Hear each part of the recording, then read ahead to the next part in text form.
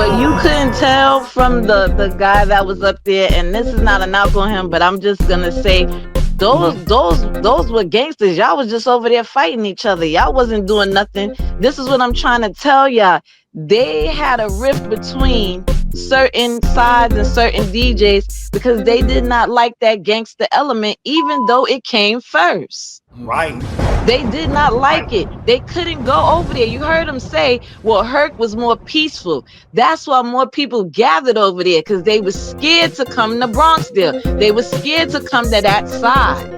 And I'm sure when he said he was going, you see how Spades caught him. He was saying 70 at first. And then he changed the date because after a certain date, it was more peaceful.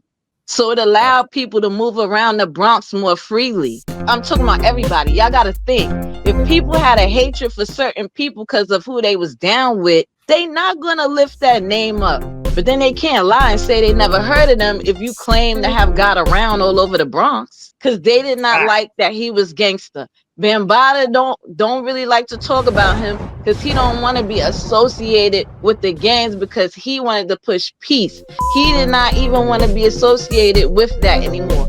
But the ironic thing is he built up Zulu Nation from the baby Spades.